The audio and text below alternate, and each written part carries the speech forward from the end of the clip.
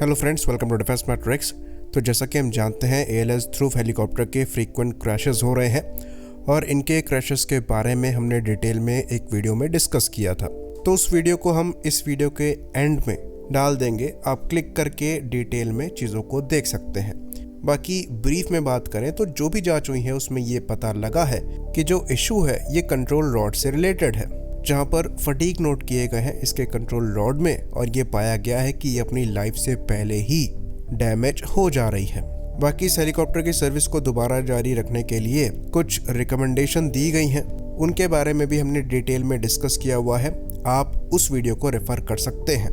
तो इस वीडियो में हम प्रॉब्लम्स की चर्चा नहीं करेंगे क्योंकि वो हम पहले ही कर चुके हैं डिटेल में। इस वीडियो में हम सॉल्यूशन की बात करेंगे जिसको लेकर एक आर्टिकल निकलकर सामने आया है।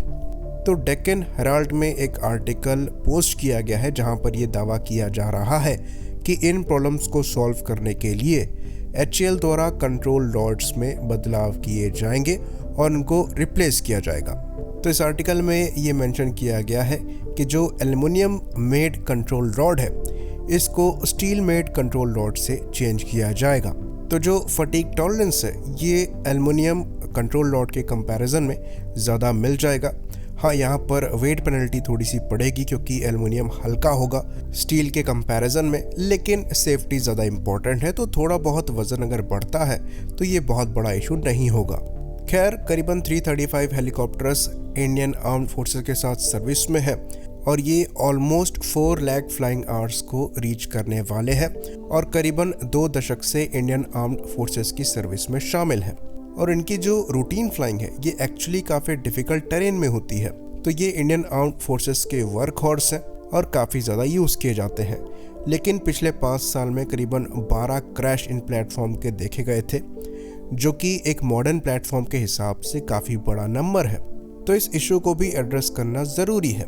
बाकी ये एक ही चीज़ है जिस पर अभी पॉइंट आउट किया गया है और इसके सॉल्यूशन पर HAL द्वारा काम किया जा रहा है। तो जाँच यहाँ पर थोड़ी लंबी चलेगी और इश्यूज को भी फाइंड आउट करने की कोशिश करी जाएगी, जिसके बाद उनके सॉल्यूशंस को भी देखा जाएगा। लेकिन अगर कंट्रोल रॉड के मटेरियल में बदलाव करने से चीज़ें सॉर्ट हो जाती हैं तो इससे अच्छा कुछ हो ही नहीं सकता। बाकी अगर आपको ये कन्फ्यूजन हो रही हो कि कंट्रोल रॉड्स क्या होते हैं और हेलीकॉप्टर कैसे काम करता है तो उसे भी हम आगे एक्सप्लेन कर देते हैं। तो एक फाइटर एयरक्राफ्ट को कंट्रोल करने के लिए कंट्रोल स्टिक होती है और रडर पैडल होते हैं। तो जो कंट्रोल स्टिक होती है ये फाइटर एयरक्राफ्ट को pitch up, pitch down, left और राइट बैंकिंग में मदद करती है।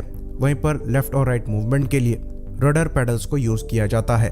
सिमिलर कॉन्फ़िगरेशन आपको हेलीकॉप्टर में भी देखने को मिलती है, लेकिन यहाँ पर जो मेन स्टिक होती है इसे साइक्लिक कंट्रोलर कहा जाता है। तो एक हेलीकॉप्टर को फ्लाई करने के लिए 4 चीजें चाहिए होती हैं। एक साइक्लिक कंट्रोलर जो कि बीच में होता है, फिर राइट हैंड साइड पे कलेक्टिव होता है, उसके बाद कलेक्टिव पे ही थ्रॉटल लगा होता है जो कि रोटेटिंग स्पीड को कंट्रोल करता है, फिर उसके बाद एंटी टॉर्क पेडल्स होते हैं। तो साइक्लिक कंट्रोलर को मूव करा के हम लॉन्गिट्यूडनल और लैटिट्यूडनल मोशंस को जनरेट करते हैं। तो ये मेन रोटर ब्लेड का पिच एंगल चेंज करने के काम आता है। यानी कि अगर आप साइक्लिक कंट्रोलर को आगे पीछे मूव कराते हैं तो जो मेन रोटर है वो भी आगे पीछे टिल्ट होता है। वहीं पर कलेक्टिव क्या करता है कि वो सारे रोटर्स को मूव कराता है एक साथ। तो इससे हेलीकॉप्टर की लिफ्ट कम ज्यादा होती है और हेलीकॉप्टर ऊपर नीचे जाता है। तो बेसिकली जो साइक्लिक और कलेक्टिव के मोशन है ये रोटर्स पर पहुंचाने के लिए स्वॉश प्लेट और कलेक्टिव रॉड का यूज किया जाता है, जो कि आप अपनी स्क्रीन पर देख सकते हैं। बाकी हेलीकॉप्टर को अपनी पोजीशन पर रोटेट करने के लिए एंटी टॉर्क पेडल को यूज किया जाता है, जो कि टेल रोटर की स्पीड को और उसकी पिच को कंट्रोल करते हैं।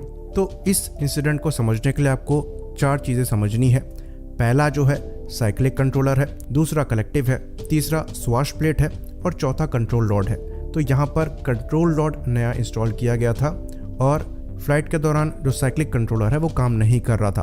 तो यहाँ पर स्वॉश प्लेट में इशू हो सकता है या फिर कंट्रोल रॉड में भी इशू हो सकता है। तो जैसा कि हमने एक्सप्लेन किया, अल्टीमेटली कंट्रोल रॉड में ही इशू था और अब इसको स्टील कंट्रोल रॉड से रिप्लेस कर दिया जाएगा, जिसके बाद इसका फटीग टॉलरेंस बढ़ जाएगा। आई होप इन्फॉर्मेशन क्लियर रही हो। इसी बात पर इस वीडियो को ख़त्म करेंगे। लाइक करिए, सब्सक्राइब करिए। जय हिंद।